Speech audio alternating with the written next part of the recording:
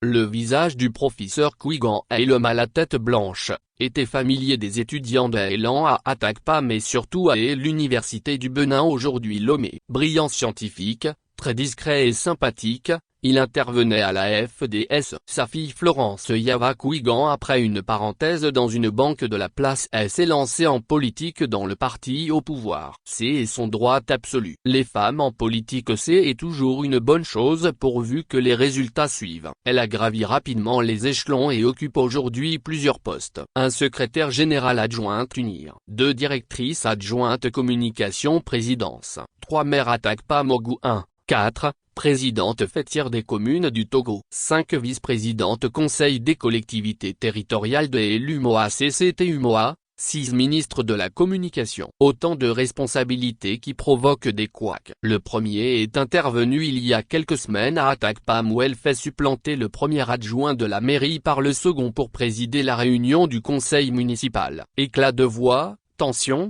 Finalement la réunion s'est tenue aux grandes dames du premier adjoint Takpaki de la Dame Kno qui se trouve dans un camp opposé à la dame. Les partisans des deux camps se sont insultés sur les réseaux sociaux. Outre Atakpam c'est au niveau de la fêtière des communes du Togo qu'on observe une tension. La fêtière devait tenir son assemblée générale la semaine prochaine mais la présidente par des manœuvres l'a ramenée à ce mardi 7 novembre. Des voix s'élèvent pour l'inviter à se décharger du poste de la fêtière vu qu'elle a déjà plusieurs responsabilités ailleurs. Mesdames Florence Yava Kouigan ne souhaite rien lâcher, elle veut garder tout. C'est Fambar qui disait nous au RPT on prend tout. Visiblement Kouigan est de cette école-là. Mais une seule personne ne peut avoir autant de responsabilités, elle ne peut pas être efficace. En tout cas à la fêtière, certains maires souhaitent qu'elle se décharge de la présidence pour se consacrer au ministère. Le cumul de postes est devenu une norme.